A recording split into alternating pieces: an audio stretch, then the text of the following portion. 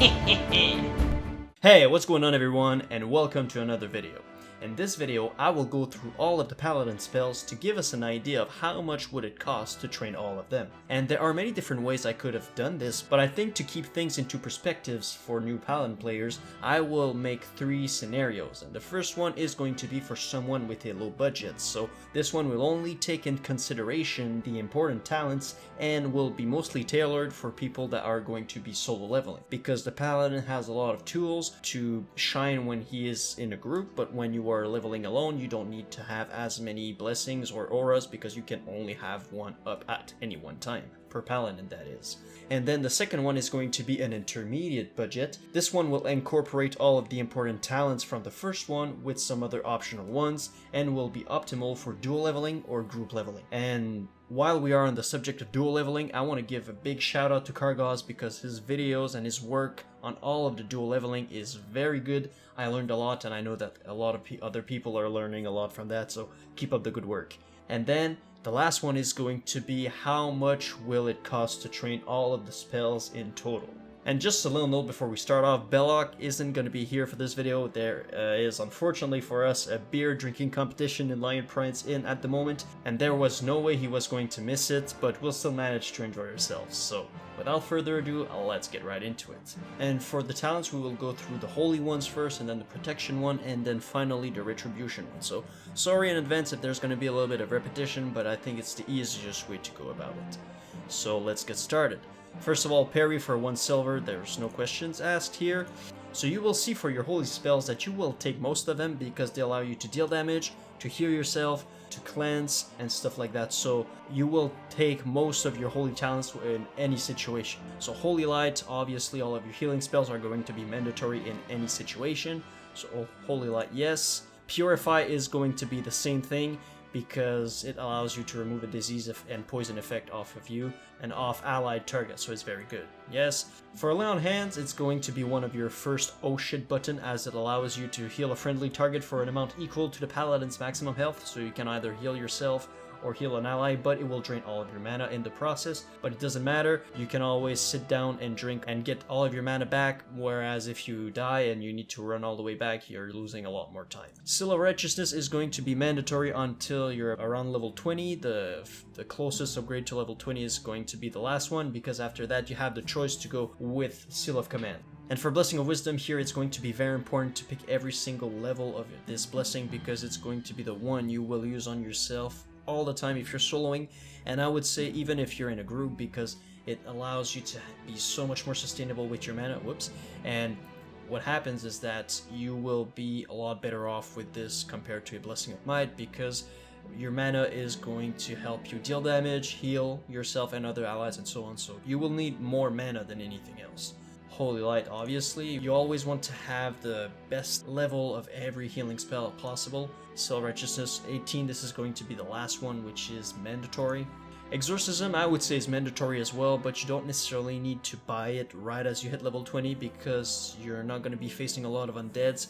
I would suggest, if you don't have enough gold around level 20 and so on, and even further if you keep waiting, that you wait until around like level 50 and up, where you will start going into the Plague Lands and whatnot. But in the meantime, unless you're going to be focusing on farming undeads specifically, you won't need to buy it right away.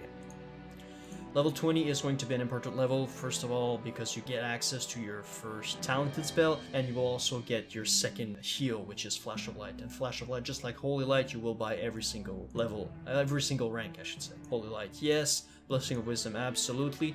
Redemption, I would say, is luxury. Further ranks are luxury, so not necessarily mandatory if you want to save the gold, because what really matters about Redemption is being able to bring a player back from the dead. I mean, at that point, resing the target with more health and or mana, if applicable, is luxury, so you can bypass that if you don't have enough gold. Turn Undead, I mean, I really don't like this spell, so I would never use it, especially if you're going to be playing with a priest. I mean, they can use Shackle Undead instead, which is a lot better. Flash of Light, yes. Seal of Righteousness at that point, past level 20 can be optional, because you can go either with Retribution or not. Exorcism, yes. For the sake of this video, we will just bypass all of the talented spells because first of all, it's not guaranteed that every player is going to go with those, and second of all, they are quite cheap to buy, so it's not like it's going to make a big difference at the end. But we can take that into consideration and add maybe 1 to 2 gold to the total amount at the end, but we don't need to take them into consideration for now. So Holy Light, yes, absolutely. Lay on Hands, a little bit like Redemption, as long as you have the ability to heal a friendly target to an amount equal to the Paladin's maximum health, which is what it does, it's fine. I mean, and then restoring more mana is luxury. Seal of Light now is one of the few different spells I would say buy at least rank 1 and see how it works for you. If you realize that it's very good in your playstyle and you like it, then you can buy all of the other ranks. So I would say rank 1 is mandatory, but then the other ranks are going to depend on whether or not you like the seal and whether or not you find that can be sustainable and efficient in leveling. Blessing of Wisdom again, you will need this. Flash of Light, absolutely. Seal of Righteousness, optional at that point. Exorcism, yes, but just not necessarily right as you have access to it. Redemption is luxury at that point. Holy Light, yes. Seal of Wisdom is a little bit like Seal of Light. I would recommend that you take at least rank 1 and then that you do the same thing. You see whether it works for you or not, and at least you have the opportunity to use it if ever the opportunity presents itself. I mean, the more blessing, the merrier, the more seals, the merrier for most of the time as a paladin. So just having access to it is better, and it's not that expensive. And if you can't afford it at all, well, I mean, you can always wait a little bit later, but I would strongly advise to at least have rank 1 and then see how that works for you. Turn Undead again. Horrible spell in my opinion. Blessing of Light, I would say mandatory in every situation, because if you are leveling even as a Retribution Paladin, you can very easily heal in dungeons, and this blessing put on the tank is gonna allow you to be even better, because at that point you can downrank your spells, and then you can be a lot more better in terms of mana conservation, and that will allow your group to have a smoother run. So definitely something. At least rank 1. The subsequent rank can be up to you, but at least rank 1. Seal of Light is up to you at that point if you want to go with further ranks or not. Cleanse is going to be mandatory. It's like a Purify, but even better, because now you can also remove a magic effect on top of the poison and disease effect. Flash of Light, absolutely. Soul Righteousness, not mandatory, it's going to be optional. Blessing of Wisdom, yes please. Exorcism, yes. Hammer of Wrath, absolutely.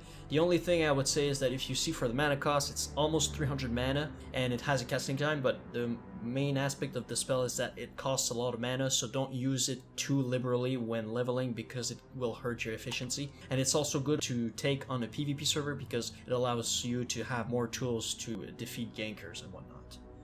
Holy Light, yes. Redemption, at that point it's luxury if you want, if you have the money to go for it. If not, don't sweat it. Seal of Wisdom, optional. Blessing of Light, at that point I would say it's optional. I always like it, but if you don't plan on doing a lot of dungeons, or if you're just fine with rank 1, definitely go ahead. Flash of Light, yes. Holy Wrath, now you get Holy Wrath at level 50, which is the range where you will start facing a lot more undeads, because you get closer to the Plague Land, so you can buy it right as you hit level 50 or a little bit later depending on your needs. Lay on Hands again, optional. Seal of Light, optional. Mandatory. Hammer of Wrath, mandatory. Turn Undead, I don't even want to talk about it. Blessing of Wisdom, mandatory. And now, Greater Blessing of Wisdom is going to be the first Greater Blessing that you get, if I'm not mistaken, and as soon as you get Greater Blessing, you will see that your quality of life will just skyrocket for a Paladin, because, well, I mean, maybe not as much, but you will see that not needing to rebuff your blessings every 5 minutes is going to be huge, and you will only need to do this every 15 minutes. The only thing is just like priests, druids, and other classes that have buffs like this, you will need a reagent, and for Greater Blessings you will need Symbol of Kings. And those reagents come in stack of 100. And I would strongly advise that for the first time, you buy 2 full stacks of Symbol of Kings. Now you might say, oh my god, what are you smoking? You actually need 200 Symbol of Kings? That's 200 Greater Blessings, are you crazy? Well no, because what happens is that you will use a lot more than you think. If you've never played the Paladin class in Classic, you will see that you go through Symbol of Kings very fast, especially once you're level 60 and you're in a raid and you're buffing everybody with Greater Blessings. So you will go through stacks of Symbol of Kings very fast, and it's better to have more and not be in a situation where you're only halfway through the dungeon run and then you need to buff regular blessing, because going back from greater blessings to regular blessing, I mean, you're gonna be a very sad paladin. So make sure you have more than enough Symbol of Kings, and it's only 2 slots, and then see what's the sweet spot for you. Me, it's 2 full stacks, just because I never want to be caught with my pants down, and I want to make sure that I get the most that I can out of my Greater Blessings. Greater Blessing, definitely. Holy Light again. Flash of Light, yes please. Seal Righteousness, if you need it. Whoops. Seal of Wisdom, optional at that point. Blessing of Light, again optional at that point. Exorcism, yes, because the undeads in the Plague Lands are not merciful at all, so you want to be able to deal as much damage to the undeads as possible. Greater Blessing of Light, yes. Well, you will need the other ranks, but at that point we get to level 60, so the other ones don't really matter in terms of leveling, but you will need them eventually. Plate Mail, absolutely, and you will see that it's for the protection spells that you will have a lot more choice whether to go for them or not. So Devotion Aura, I mean, it's cheap. Divine Protection is going to be your first immunity, so definitely for yourself, so definitely go for it. Hammer of Justice, yes please, mandatory. Blessing of Protection as well, mandatory. It's the first immunity that you can give to an ally, so definitely something that you will always want to upgrade because it will increase the duration of the immunity. But it's also good to know that, yes, Blessing of Protection is only physical damage immunity, it's not total immunity. Devotion Aura, yes. Now for Righteous Fury, it's not going to be mandatory if you are soloing, obviously, because you get all the threat of the mobs that you're fighting anyways, and it's a lot easier to get into a healing spot as a paladin rather than start getting some gears, especially if you're like a Retribution Paladin. You don't need to start grabbing a shield and probably needing Consecration to deal AoE threat and stuff like that, so it's a lot easier to be a healer in dungeons as a paladin. But if you're in a group, obviously, and you are playing with another class that shouldn't get the aggro, obviously you want to have Righteous Fury so that you can generate the aggro. Blessing of Freedom, yes, you only buy it once, just like Righteous Fury, and it's a good blessing. Divine Protection, it increases the duration of the immunity, so obviously good. Devotion Aura, yes. Concentration Aura, I would say, is optional, because obviously if you're soloing, you're only gonna have one aura up at the time. You only need to buy it once though, so that's kind of cool, but it's up to you and up to your budget.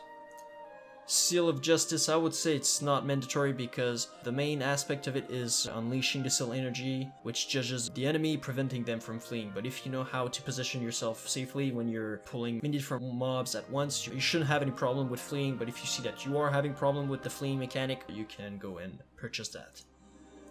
Blessing of Protection, you increase the immunity, so it's obviously very good. Hammer of Justice, yes please, longer stun. Blessing of Salvation, again, it's optional if do you really need it while leveling, not really, eventually yes, because it's only a blessing that you buy once, but you might not need it right as you hit level 26. Shadow Resistance Aura, I would say is optional unless you're going to be focusing on farming mobs that deal a lot of shadow damage, but other than that you shouldn't have a problem with that.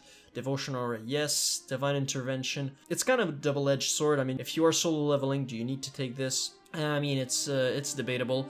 Some people don't know how it works, but if you are with people that know how it works, definitely go for it, because it can save a party, because you sacrifice yourself to put the target to immune them to all harmful attacks, and you give them a buff that they can dispel once the mobs have reset it, so then they can revive in dungeons or whatnot. So it's very good, but you just hope that you are not like me and you're not falling on too many people that don't know how to use the spell or how to interact with it. Frost Resistance Aura, just like your Shadow Resistance Aura, it's optional.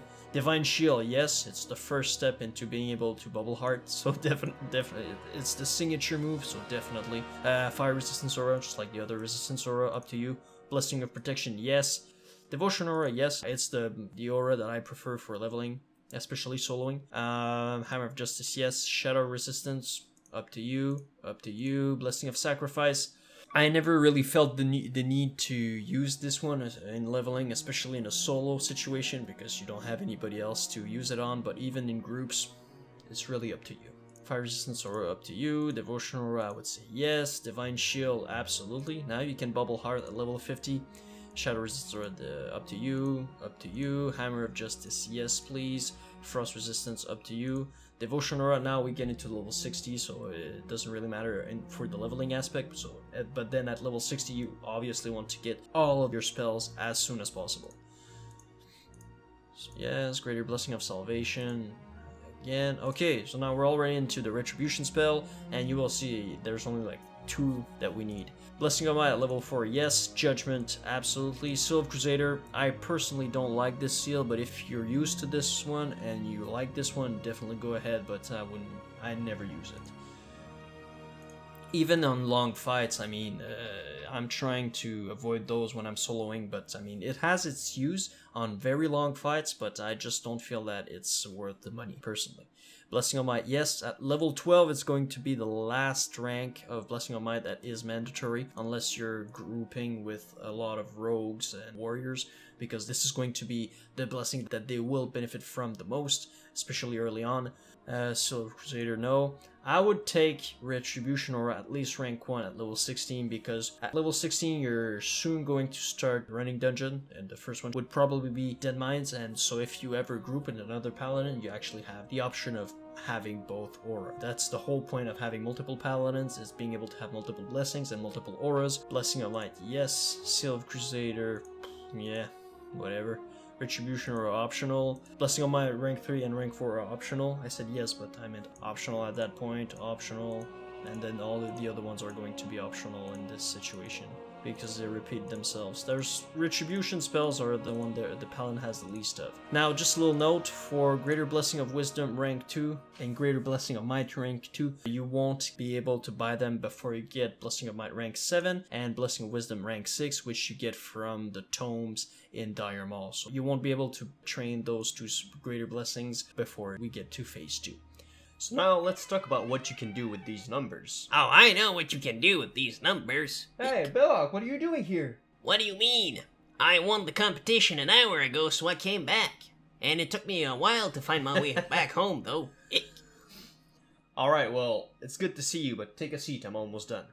So, like I was saying, we'll analyze those numbers together.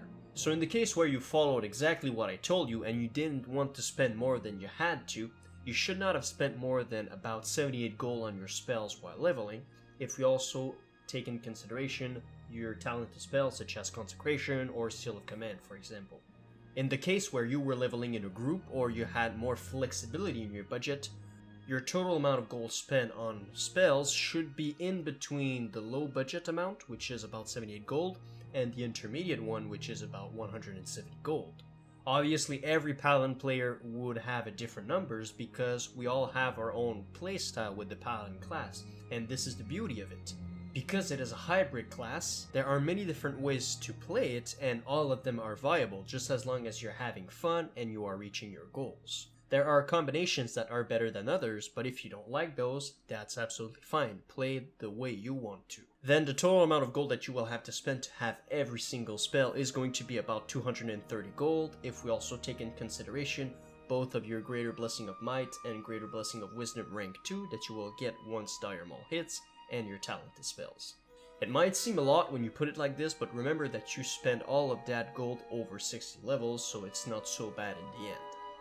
And now let's take a little moment to think about both ends of the spectrum, so the 78 gold if you want to spend as little as possible, and the 230 gold when you finally have every single spell.